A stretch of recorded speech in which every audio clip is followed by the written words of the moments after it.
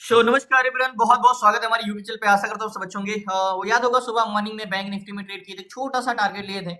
अब मैंने स्टॉक पे बहुत दिन से ट्रेड नहीं कर पा रहा हूँ। इसके पीछे का रीजन है क्योंकि स्टॉक में ट्रेड करने के लिए आपको 3 बजे तक बैठना होता है और काफी समय लगता है। तो समय ना होने की वजह से मैं ट्रेड नहीं कर पा रहा था। स्टॉक में ट्रेड करना है, स्टॉक में ट्रेड करने के लिए सबसे बड़ा क्वेश्चन मार्क ये है कि स्टॉक सिलेक्शन, इंटरडे के लिए स्टॉक सिलेक्शन कैसे करें और वो कौन सा स्टॉक होता है जो एक तरफा होता है और उसमें मूवमेंट होता है और उसमें स्ट्रेंथ होती है। तो 182 यानी 180 स्टॉक में से एक स्टॉक मुझे ऐसे पिक करना है जो कि एक तरफा हो और जिसमें मूवमेंट स्ट्रांग हो। मैं आपको एक चीज हमेशा बोलता हूं कि स्टॉक में ट्रेड करना बहुत डिफिकल्ट नहीं है, इजी वे होता है कंपैरिजन टू इंडेक्स। इंडेक्स में क्यों डिफिकल्ट होता है? क्योंकि उसमें हमें चेंजेस क्या हो रहे हैं, डाटा में बदलाव क्या हो रहा है, ये देखते रहना चाहिए।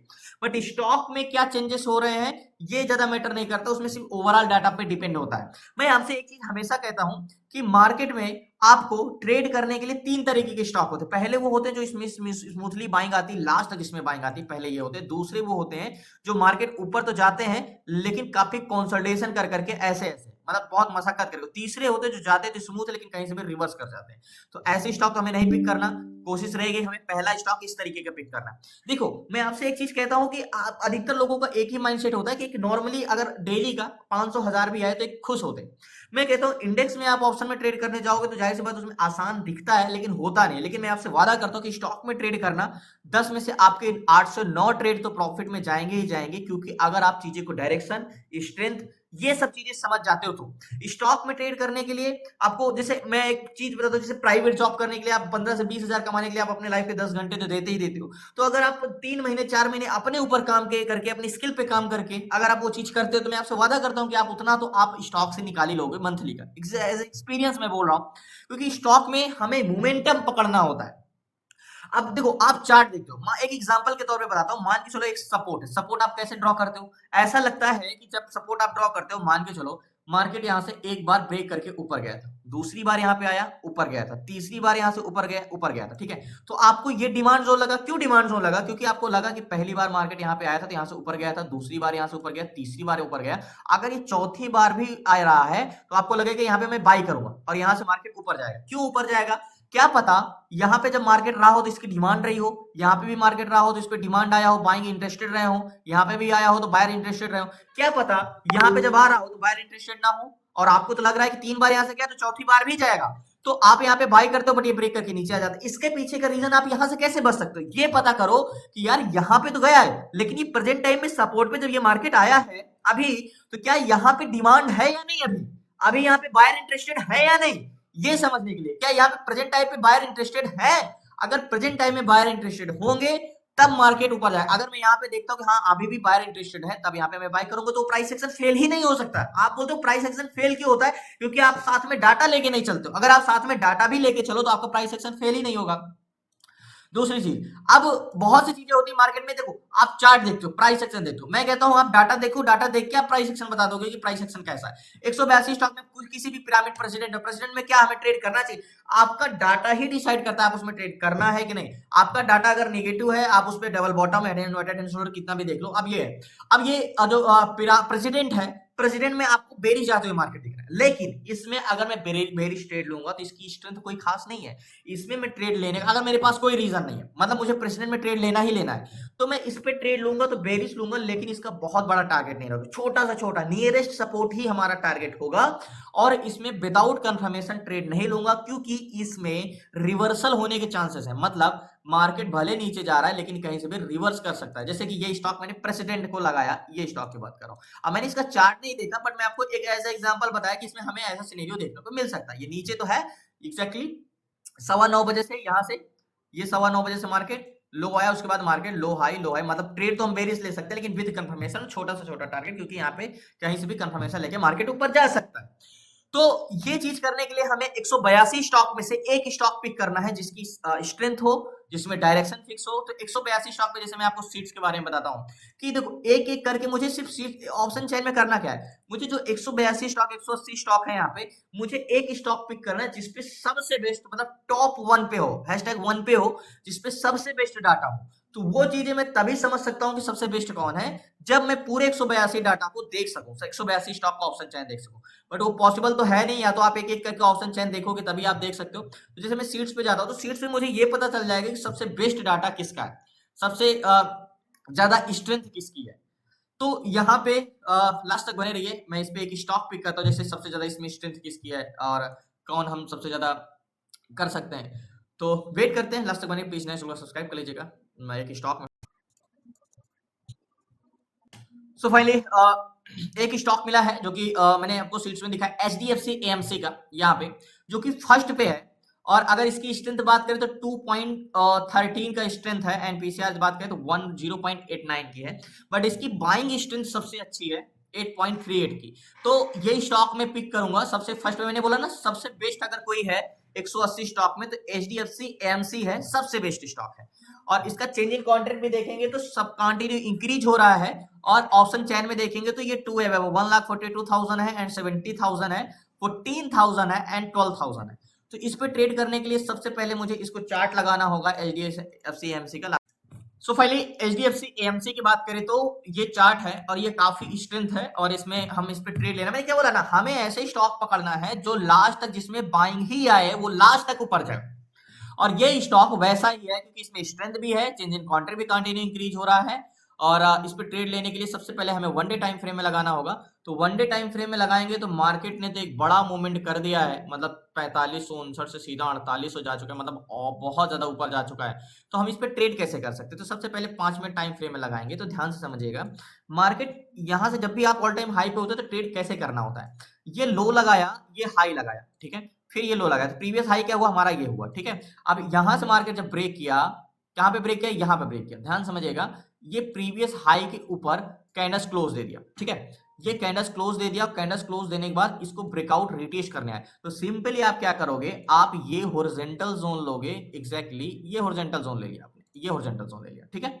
अब ये आपने हॉरिजॉन्टल जोन ले लिया ये, अब आप इसको नेक लाइन क्या लोगे, नेक लाइन आप ले लोगे ब्रेकआउट एंड रिटेस्ट। तो नेक लाइन हमारा हो जाएगा ये, नेक लाइन के ऊपर भी कैंडल्स क्लोज दे दिया है। तो सबसे पहले हमें गैन कैलकुलेटर ओपन करना होगा। गैन कैलकुलेटर में प्राइस क्या डालनी होगी, सबसे बेस्ट स्टॉक है ये, एक तरफा स्टॉक है, जाना इसको ऊपर ही है। तो HDFC AMC horizontal zone price पहले डाल के चेक करते हैं, इसको थोड़ा सा मैं डार्क करता हूँ। एग्जैक्टली हॉरिजॉन्टल जोन का प्राइस क्या है, 4784। तो एक बार गैन कैलकुलेटर में 4784 प्राइस डालेंगे, 4784, ओके। और यहाँ पे गैन का कहना है कि 4795 जाएगा तो 4810, 4827, यानी 4795 के ऊपर जाएगा तो आप बाई कर सकते हो। और 4847 तक गया है, तो इसको जोन का तो नहीं, हम एक जोन लेते हैं नेक लाइन का जोन, यानी 4819 का। ये गैन कैलकुलेटर प्राइस डालते हैं 4819, यानी 4819, 4819। अब कैलकुलेट करते हैं तो गैन के कहना 4830 पे जाएगा तो पहला टारगेट 4845 है, सेकंड टारगेट 4862, यानी 4830 के ऊपर जाएगा तो आप बाई कर सकते हो। तो मार्केट कहां पे चला है, 4830 तक गया, तो 4830 तक गया है। तो पहला टारगेट क्या है गैन कैलकुलेटर का, पहला टारगेट है हमारा 4845, सेकंड टारगेट है हमारा 4862। तो 17 चल रहा है और हम 62 का टारगेट ले सकते हैं। एंड थर्ड टारगेट क्या है हमारा, 42, 47, 53, 48, 60, 62। तो 18 चल रहा है, यानी यहां से हमें 45 पॉइंट का टारगेट मिल सकता है। और ये जाएगा ऊपर, ज्यादा से ज्यादा लो आ सकता है, तो हमारे पास ज्यादा बहुत बड़ा रिस्क भी नहीं है। तो मैं इस पे ट्रेड लेता हूँ, ये 100% श्योरिटी है। हमें तो एक अच्छा मौका है कि ये मार्केट ऊपर जाके नीचे आया है, तो एक अच्छा मौका है इस पे ट्रेड लेने का, पॉइंट पे, अपने नेक लाइन के पॉइंट पे। तो लास्ट तक बने इस पे। सो फाइनली HDFC AMC में मैंने 60 क्वांटिटी लिए, 57,600 का फंड लगा है। और मार्केट में मेरी बाइंग प्राइस जो है यहाँ की है 4816 की। अब बात करते हैं टारगेट की, तो टारगेट हम क्या रख सकते हैं, गैन कैलकुलेटर का सेकंड टारगेट 4862 का। तो 4862 का टारगेट हमारा रहेगा एग्जैक्टली ये, तो 4861 का टारगेट, ये हमारा टारगेट पॉइंट है ये जोन का। तो ये हमारा टारगेट पॉइंट होगा यहाँ पे। और मार्केट में 60 क्वांटिटी है, तो अगर ये मिलता है तो एक अच्छा प्रॉफिट हो जाएगा। और ये एक तरफा स्टॉक है तो मुझे नहीं लगता ये बहुत ही ऊपर जाएगा, मार्केट लो पे आ सकता है। तो अभी कोई स्टॉप लॉस मैंने नहीं लगाया है, बट ऐसे ये ब्रेक कर चुका है। और गैन कैलकुलेटर के भी मैंने इसमें तुरंत ट्रेड लेने का पीछे का रीजन है कि पहली बात तो इसकी बाइंग स्ट्रेंथ सबसे ज्यादा है, और ये कंटिन्यू इंक्रीज भी हो रहा है, ऑलरेडी मूवमेंट बहुत ज्यादा दे भी चुका है, लेकिन ये और एक बड़ा मूवमेंट देगा। और बहुत बड़ा टारगेट भी मैंने एक्सपेक्ट नहीं किया इस पे, मात्र ये 19 चला है, टारगेट पॉइंट मेरा 60 का है। तो कह सकते हो 40 पॉइंट का टारगेट है, 60 क्वांटिटी है। तो ये भी टारगेट देते थे कि अच्छा प्रॉफिट होगा। और ये एक तरफा स्टॉक, मैंने बोला ना टॉप 180 स्टॉक में मैं एक स्टॉक पिक करना, अगर ये ऊपर नहीं जा सकता तो नीचे भी नहीं जा सकता, या तो कंसोलिडेशन या तो ऊपर, बट 100% श्योरिटी की ऊपर ही जाएगा। तो वेट करते हैं टारगेट का, लास्ट तक बने रहिए प्लीज।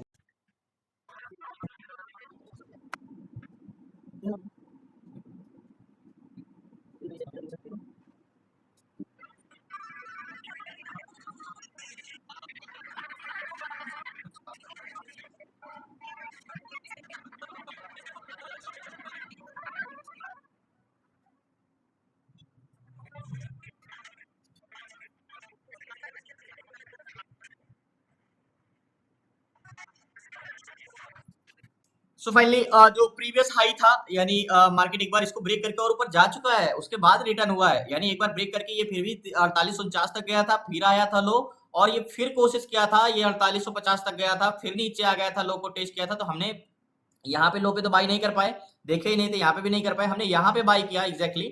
और अभी 20 पॉइंट का प्रॉफिट चल रहा है, और ये फिर हाई पे गया, तो यहाँ पे थोड़ा सा इसको मशक्कत करना पड़ेगा इसको ब्रेक करने में, बट इसके लिए बहुत बड़ी चीज नहीं, क्योंकि इसमें स्ट्रेंथ भर भर के है, और 60 पे जाएगा तो पोजीशन स्क्वायर ऑफ करेंगे। एंड अभी काफी दूर है, अभी 20 पॉइंट, और जितना गया है इतना और ऊपर जाता है, तो और वेट करते हैं, इंतजार करते हैं।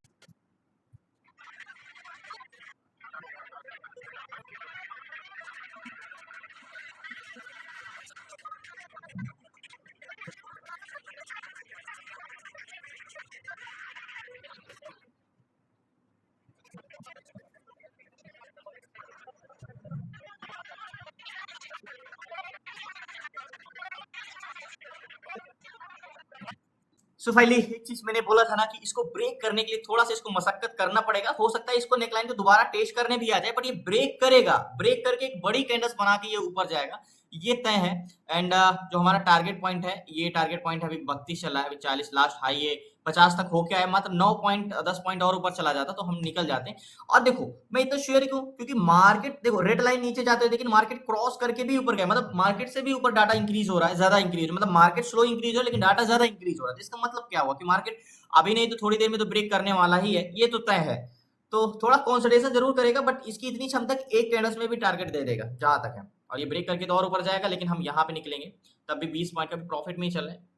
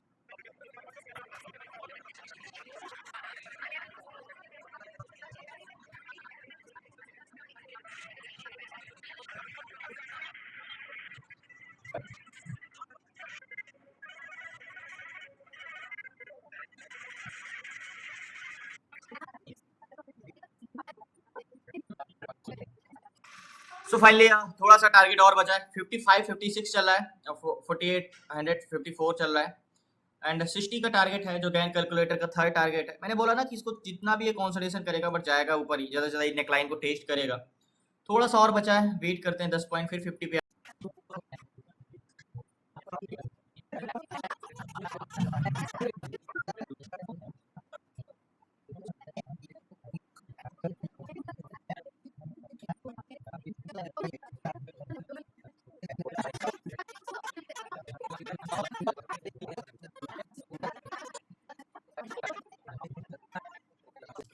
सो फाइनली टारगेट कहीं ना कहीं एकदम हिट ही कर गया, बस 60 तक पहुंच गए, 40-50 पैसे में क्या रुकना, मैं पोजीशन इस पे स्क्वायर ऑफ करता हूँ लास्ट में। सो फाइनली जो मैंने स्टॉक में ट्रेड लिया था, मैंने एग्जिट किया 57 के प्राइस में, 3 रुपए और नीचे आ गया था पोजीशन स्क्वायर ऑफ करते करते, और अभी तो 59-58 चल रहा है। तो याद होगा मैंने बाई किया था यहाँ के आसपास, और जो टारगेट मिला मुझे करीब हमने यहाँ पे बाई किया था 18 के आसपास, और 57 पे एग्जिट किया, 40 0.37 पॉइंट का मुझे प्रॉफिट मिला और 60 क्वांटिटी थी। तो कह सकते हो और ये मार्केट एक तरफा है। मैंने बोला ना इसकी स्ट्रेंथ बहुत अच्छी है। अब ज़ाहिर सी बात है मेरे पास समय नहीं रहता, नहीं तो अगर ये 10 बजे में ट्रेड करता तो कितना अच्छा प्रॉफिट मिलता। बट मैंने पोजीशन अपनी स्क्वायर ऑफ कर दिया एंड 58 चल रहा है, 57 चल रहा है अभी। और लास्ट में आपसे जरूर मिलता हूँ। और मैंने आपको बोला था ना कि इस चीज पे आपको ये फर्स्ट पे एचडीएफसी एमसी मिल रहा है और इससे बेस्ट स्टॉक हो ही नहीं सकता आज की डेट में। और आज में ये सबसे अच्छा मूवमेंट इसने किया। सो फाइनली मैंने पोजीशन स्क्वायर ऑफ कर दिया। लास्ट में आपसे जरूर सो फाइनली 2 मिनट आपको चाहूंगा, 3:13 है। और मैंने बोला था ना कि ये स्टॉक एक तरफा है, इसमें सिर्फ और सिर्फ आज बाइंग आ सकती है बस। और H D F C M C and continue याद होगा हमने बाई यहाँ पे किया था, सॉरी यहाँ पे बाई किया था और उसके बाद मार्केट सीधा हमें 37 पॉइंट टारगेट मिला था। हल्का सा 1 रुपए बस टारगेट के पहले में निकला, वैसे निकलते निकलते तो 57 पे आ गया था, बट मैं एग्जिट किया था 50-60 के आसपास का और 61 का टारगेट था। तो यही चीज कहता हूँ ना कि हमें स्ट्रेंथ वाला टारगेट मीन स्ट्रेंथ वाले स्टॉक पिक करेंगे, जैसे एच डी एम सी सबसे ज्यादा अभी तो 12.16 की स्ट्रेंथ हो गई है एंड सबसे टॉप पे है। और इधर देखेंगे तो सबसे यहाँ पे, और मैंने यही स्टॉक पिक किया था। और याद होगा अगर ये हम 10 बजे देखते और सुबह देखते तो सबसे बेस्ट इसमें और भी हमें एक बड़ा मूवमेंट देखने को मिलता, लेकिन हम ऑलरेडी ये मूवमेंट कर चुका था, बहुत ज्यादा मूवमेंट कर चुका था। हमने लास्ट में आके पकड़ा इसको एकदम यहाँ पे आके पकड़ा। और मैंने ट्रेड इस पे तुरंत इसलिए लिया क्योंकि ये हाई को ब्रेक करके ये लो को टेस्ट कर रहा था, तो मैंने यहाँ पे बाय किया और ऊपर का टारगेट ले लिया यहाँ पे। तो धन्यवाद आपका, शुक्रिया। मेरा कहने का मतलब ये है कि इंडेक्स में आप ट्रेड करते हो तो वहां पे वोलेटाइल मींस चेंजेस डाटा पकड़ना होता है, बट आप स्टॉक में जब ट्रेड करते हो तो वहां पे आपको चेंजेस डाटा नहीं, आपको सिर्फ स्ट्रेंथ और डायरेक्शन पकड़नी होती है। और ये चीजें आप पकड़ते हो तो आपके 10 में से 9 ट्रेड 8 ट्रेड तो जाने ही जाने सही है। और अगर ट्रेड करना है स्टॉक में तो 10 बजे के बाद सबसे बेस्ट टाइम होता है। 12 बजे जैसे मैंने जहां पे ट्रेड लिया ये टाइम सुटेबल नहीं है, क्योंकि यहाँ के बाद मार्केट साइडवेज हो जाता है। बाकी कल मिलते हैं न्यू ट्रेड न्यू शेयर। धन्यवाद आपका, शुक्रिया।